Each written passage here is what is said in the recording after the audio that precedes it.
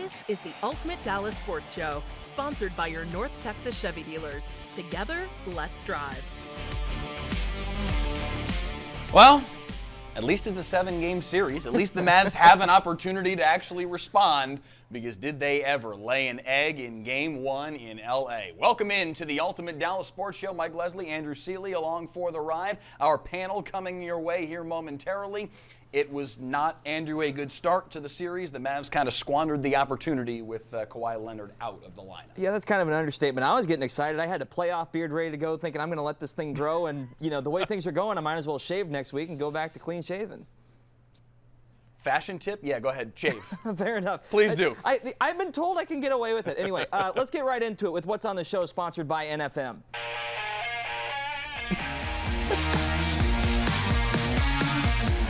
All right, so clearly Game 1 did not go the way most Mavs fans expected. How worried should they be after a loss like this? Plus, a tease to one of our guests here. The WNBA is in the spotlight with Caitlin Clark entering the fray now after the draft. How do the Wings stack up heading into this season?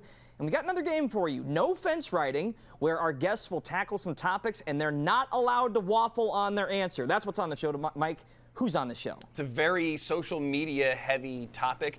No nuance whatsoever, just one thing or the other. No Our nuance allowed. panel for today, a fantastic one. Mac Engel of the Fort Worth Star-Telegram, Latricia Trammell, the head coach of the Dallas Wings, with us here on the Ultimate Dallas Sports Show. And joining us from L.A., the scene of the crime, Nick Angstadt of the Locked On Mavs podcast. Thank you all for being here. Let's jump into Game 1 of this Mavs-Clippers series that went very differently than I think Mavs fans would have hoped or expected, especially when the news came down that Kawhi Leonard wasn't going to play in Game 1. Nick, let's start with you since you're the one there in L.A. What did you think of that rather lackluster start? I think if the Dallas Mavericks laid an egg, I'm still cleaning up the egg because it was an ostrich egg in that second quarter that they laid. It just an absolute stinker. One of the worst offensive quarters I've ever seen this team play in my nearly 10 years of covering this Mavericks team. It was an absolutely awful quarter for the Mavericks. They scored 8 points. They only hit 2 shots in the whole quarter. And it was a lot because the Clippers were hitting a lot of threes and the Mavs weren't hitting a lot of threes, but the Stars just didn't seem to come prepared and come out the way that you would really want them to set that kind of a tone, especially when Kawhi Leonard was out. I kind of want to throw it to Coach, when your stars don't come out prepared in a game like this and don't seem like they're ready for the moment, especially the guys like Luka and Kyrie that have been in those moments before, like, who's to blame for that? Is it the stars, the coach? Like, who would you put blame on in that sense? Well, I'm not going to say the coach. Now, come on, no. I'll take full responsibility. I will take full responsibility for that. But, Nick, I mean, you're right. I don't think this is a Mavs team that we have seen in the past month even. It was a little surprising, but I loved what Coach Kidd said prior coming into the game. He said, we've got to match their physicality and we've got to control the pace. Well, Coach Lou, on the other hand, said that they have to make the first punch. They can't ease their way into the game, and the Clippers did just that. I mean, I feel like, too, that Luka and Kyrie taking some time off. Their rhythm was a little off in that first half. I mean, it was the worst first half since January of 2019. And so I got to give credit to the Clippers for that. But, it's the first game, right? Don't let the highs get too high and the lows get too low. I don't think we'll see this performance from the Mavericks moving forward. It reminded me recently, I was at a public park and I had used a porta potty and I made a huge mistake. I looked down, and you never want to make that mistake when you use a portalet. If you have to use one, is if your eyes drift down, you never forget what you see, ever. You can have amnesia, and you'll always remember what you saw, and I will never forget the Mavericks' 8-point second quarter today. That seems impossible in this day and age of the NBA, especially when your team has 2 of the best offensive players ever. The Clippers are not going to shoot 50% from 3 again. But I think way too many of us have regional bias who thought the Mavs were just going to roll in and beat a team that has several Hall of Famers on his roster. Yeah. And he wasn't one of those guys, wasn't even on the floor tonight. This was awful. They got out rebounded. Mason Plumlee looked like a good NBA player, for crying out loud. The other big white European, he kicked their butt. He was the best European on the floor. Ivica Zubac, who was a headache and a half for the Mavs in their series in years gone by. The prevailing wisdom was, hey, the Mavs have got Gafford now. They've got Lively now. They'll be able to squash that Zubac won't have the impact he did in years gone by. He was fantastic in the first quarter and was a big part of why they jumped out to that early lead. Nick, what did you think of that? Can I go back to Max saying the regional bias of the Mavericks? I think that this Mavericks team, like, it's almost like they tricked us, right? Because it wasn't just regional, oh, we're so close to this team, we've seen them be, good the last couple of months. This Mavericks team was legitimately good the last couple of months and showed us a defense that we just hadn't seen from this Mavericks team before. The trades, everything, it felt like this whole team was coming together. It felt like they were ready and locked in and all this, and then they come out and look completely different. Zubac himself, he was bigger and more physical than Daniel Gafford was, and bringing in Gafford and having Lively was supposed to be this thing for the Mavericks where, all right, now we're prepared to have these big 7-footers come at us, when before it was Dwight Powell and Maxi Kleber kind of doing their best a lot of the time for this Mavericks team. But yeah, Lively played a little bit better than Daniel Gafford did. Gafford had some trouble, and I'm curious what the Mavericks do in game 2. Do any of you take any positive of what we saw in the second half, or is that just a Clippers team that knew, hey, we're up 30, it doesn't matter? I'll go with that when the game was over. And every now and then you'll see playoff games where the point differential is so big in a playoff game where the team on the losing end just kind of sends it away. And I never felt at any point that the Mavericks were in a position to threaten the Clippers in that game. I think they're going to win game 2. I think they're going to win this series. But I just thought there's nothing really from the second half where I thought, well, it's going to translate to game 2. Game 2 is going to be a totally different story, and I think Dallas is going to win it. I think we'll leave it there. Nick Angstadt, I know you've got to keep working on your post-game coverage. We'll let you go, but certainly more still to come as well. Stay with us on the Ultimate Dallas Sports Show, sponsored by your North Texas Chevy dealers. Today's headlines, sponsored by your North Texas Chevy dealers. Luka Doncic scores 33 points, but the Mavs drop game 1 of their first-round series against the Clippers, 109-97. The Rangers take the finale against the Braves 6-4 thanks to a homer from Adolis Garcia. And the RBC Heritage was delayed due to weather, but Scottie Scheffler still leads the field at 20 under with 3 holes left to play. Play will resume Monday morning.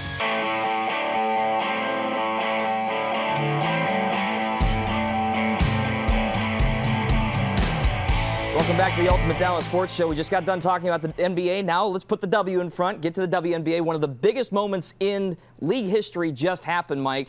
How do we even start to contextualize this? The biggest WNBA draft we've ever seen. Quadrupling the viewership from a year ago, outpacing the total viewership of the last 7 WNBA drafts. Unbelievable numbers from the WNBA draft the other night. And of course, we have the head coach of the Dallas Wings, Latricia Trammell, with us, Mac Engel of the Fort Worth Star-Telegram as well. Latricia, let me start with you. What is it like for you to be on the inside of all of this as the WNBA, as women's basketball as a whole is having this unbelievable moment? Well, there's such a great buzz around women's basketball right now. A lot of eyes are on us, and it's really exciting. And, I can really say, Mike, that our league has really taken off since 2020 when we were all in the bubble. We called it the wubble, and it's just continued to increase the viewership since then. And you talk about this college season. The Iowa-South Carolina game had 18.7 million views in that game. And I was in person, and just to be able to walk up to these arenas and see people lined up around the arena before the doors open, I mean, that's something that's exciting. Not only are they excited about women's basketball, but they're also gearing up and excited about our WNBA season. We're seeing signs more and more and more that this is a movement. How do you take the buzz that you're talking about and continue to build on it? And how do you guys as a team, and Wings went to the semis last year in the WNBA, how do you take that momentum and build on it as well here in 2024? Well, as you mentioned, our most successful season since moving to Dallas last year, most wins in franchise history since 2008, and the postseason series win since 2009. I mean, and we have the bulk of our roster back. No pressure, right? I mean, and our fans in College Park Center, they're so loyal. They're absolutely our next person in the stands to bring that energy that we want. But talking about the draft picks, and we can all mention Caitlin Clark because everyone has heard of that name now. And I think our president, our CEO and partner, Greg Bigg, said it best when he said, this rising tide lifts all ships. And our season ticket memberships are sold out. We play Indiana in our preseason game on May 3rd at College Park Center at 7:00 p.m. That will be the first court that Caitlin Clark steps on as a professional player. It's just this movement that we've been waiting for. This league started in 97, and we want to thank those players that laid the foundation to get us where we are today, but also for this next generation to carry the torch to even make this even better league to be a part of. Well, Mac, one of the storylines of the week has been the salary for Caitlin Clark. That's the moment. That's the thing about this draft that kind of went viral after the fact was, how is she only making $76,000 a year? What do you make of the conversation that has kind of ballooned around that topic and maybe the actual nuts and bolts of the hows and whys of that? This is actually a subject that's kind of close to my heart. I worked with women's basketball when I was in college, and I've covered it. And when I was in graduate school, I worked with women's basketball teams, and to see how it's continually grown, I think it's fantastic. And I do think I understand why people are caught up in these numbers, because when you're seeing Victor Wembanyama, the rookie from the Spurs, make $12 million in his rookie season, and Caitlin's making a fraction of that, you have to get into the specifics of it. And sometimes the specifics of it, the numbers just are smaller. They're much smaller. And the way I viewed it, Mike, and I'm sure Coach can reference this better than I can, is women's basketball in this country, it really only started since around 1990. And that's no disrespect to Coach Conrad at Texas and Coach Summit at Tennessee and all the other people, Coach Stringer at Iowa and Rutgers when she was there, and all the other people who made women's basketball and girls basketball possible in the 70s and the 80s. But Mike, this thing really didn't get going until 90, and then it really didn't take off until 96, the Olympics and the women's dream team that in my mind is the best women's basketball team that ever played. And then they launched the WNBA. This takes forever. I mean, it took the NBA until Magic Johnson, until Larry Bird played Magic in the 79 NCAA finals, and then they go to the NBA in 80, and then the NBA took off. Well, the NBA had existed for like 40 or 50 years before that. Nobody really talked about it. Well, now the WNBA is in a similar position, and to me, where this is going to make its jump is when we are done talking about the movement of women's sports, of women's basketball, and we start talking about the players and their performance. We're not just talking about you go girl and it's great and Title IX and equal opportunity. We sit there and talking about Caitlin Clark and Paige Bueckers and all these other phenomenal players and specifically what they're doing and not just some societal gender movement. We're not there yet, but we are closer than we've ever been, and I'm all for it. I think it's great. Coach, how about Mac, for you? What do you think about all this? If I was there, Mac, I'd high five you and chest bump you with the best of them. I'm telling you right now. Thanks for all that you do. And I agree with what he's saying. I definitely do. But it is what it is right now. But I think with just more eyes on our game, the interest that has really has peaked, we got to keep that up. I think this is going to spark more advertising. People are going to put more money into it. We're going to have greater TV revenue for the league, and then in turn, higher salaries. I'm going to tell you something. I work with the best of the best. I am so proud of, let's say, the Dallas Wings team that I have, but players across the WNBA. I mean, they are empowering, they're inspiring, they work their tails off, and I'm not saying that no other sport does, because we know they do. But I am just looking forward to seeing these players receive what they deserve, and I'm just proud to be a part of it and hopefully continue like you two gentlemen and help and grow our game in a positive way. May 3rd, you mentioned it, Coach, against the Indiana Fever. May 15th, the regular season opener against Angel Reese and the Chicago Sky. There are some really high-quality games to go watch right here in our backyard. If you want to change those numbers, you have the power to do it. Don't call it a movement, but the movement is on its way here pretty soon. Yeah. Stay with us. We're not done yet. When we come back, we'll go no fence riding. Stay with us in the Ultimate Dallas Sports Show, sponsored by your North Texas Chevy dealers.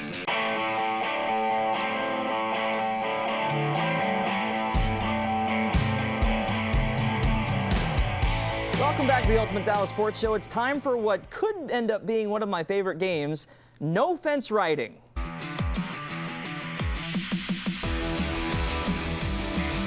The concept here is simple. I have a collection of statements that I will address the panel with. They're all about sports. And the key is you have to answer without waffling. In other words, what Mike Leslie does all the dang time. Wow. So let's get started with topic number one. Okay. This is the best year in Dallas sports history, and it's not going to matter whether the Stars or the Mavs flame out in the first round. Mike, what do you think? No. Oh. Why is this even in?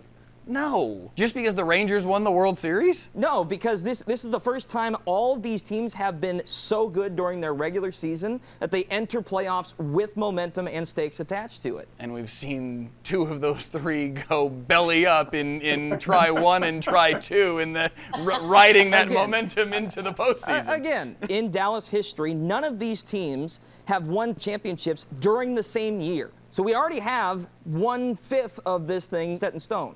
In other words, the Rangers have already done it. We have the Stars at the top seed. The Cowboys were, or at least close enough to a bye. The Mavs entered with momentum. The Wings had a phenomenal season. When was the last time all 5 of these teams had regular seasons this dominant and impressive? Okay, well, first of all, they didn't all exist at the same time, but for like relatively recently.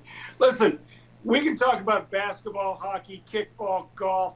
We are in a football state driven by a football team that knows how to underwhelm us in the month of January better than any football team in the last 25 years. So hell no is this the best year in the history of DFW sports, because the Cowboys keep laying an egg in the playoffs and they're going to do it again. So absolutely not. There's no waffling on this one. There's no Mike Leslie-ish on this. No way. So, yeah, no. I'm with Matt. Coach, how about you? What do you think? Coach, are there any other teams besides the Cowboys?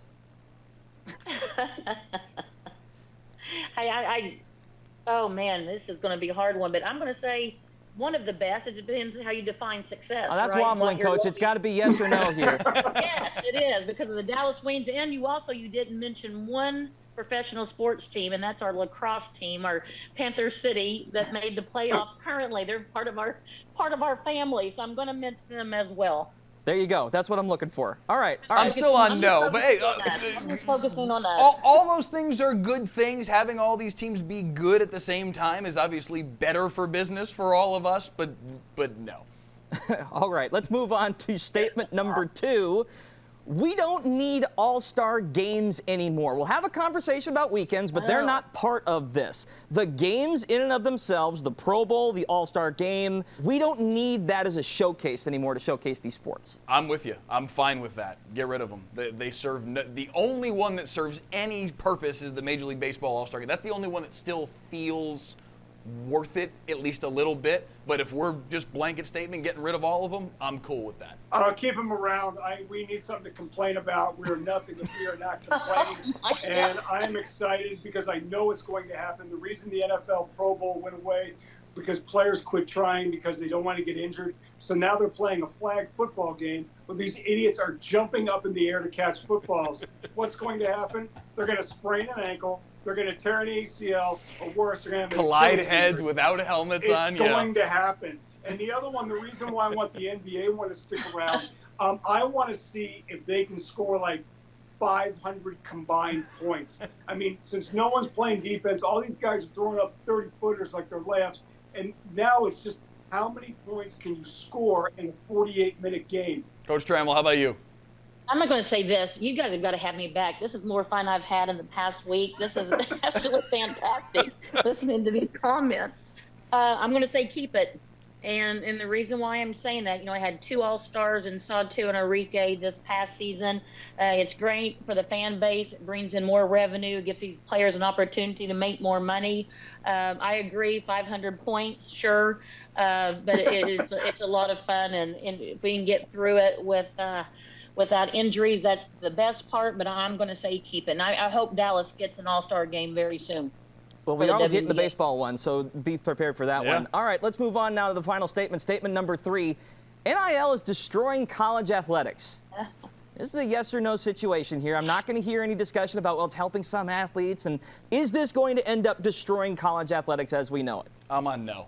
No, I think it was long overdue for these guys and girls to be getting the money that they're getting. No, it's not destroying college athletics.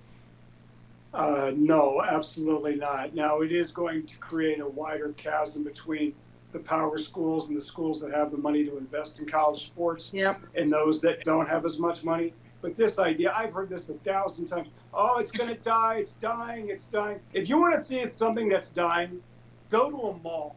Go look at all these places that are going out of business. That's what something that looks like it's dying. It doesn't look like to me. When I was at the college football championship game between Michigan and Washington, and there's 80,000 fans there paying $500 a pop to watch that, yeah, that's not dying. Yeah, I agree. I think it's fine too. And there's a misconception that they're going to, these players that were drafted are going to lose that and can't bring that money and endorsements to the WNBA. They can. And so I think it's really, yeah, that's right.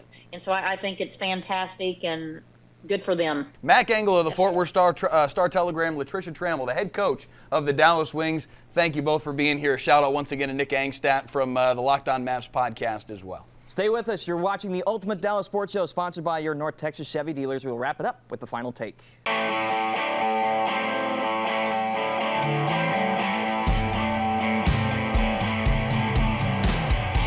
Welcome back to the Ultimate Dallas Sports Show, sponsored by your North Texas Chevy dealers. It's time now for Mike to deliver his final take.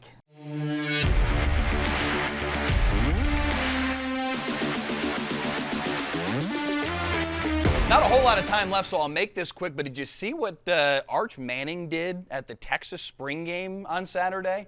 Absolutely went off. In no way, shape, or form am I saying there's a quarterback controversy. The job is Quinn Ewers. It will be Quinn Ewers. I think he's a legitimate Heisman candidate for this year. All I'm saying is this. This is the most back that UT has ever been back in as long as I've been here. They've got a Heisman candidate, a quarterback in Quinn Ewers, and they got a really good one coming right behind him in Arch Manning. With that, we're done. Thanks for watching the Ultimate Dallas Sports Show. Thanks again to our panel and my co-host, Andrew Seeley. We will see you next week right here, 11 o'clock on Sunday nights on the Ultimate Dallas Sports Show. This has been the Ultimate Dallas Sports Show, sponsored by your North Texas Chevy dealers. Together, let's drive.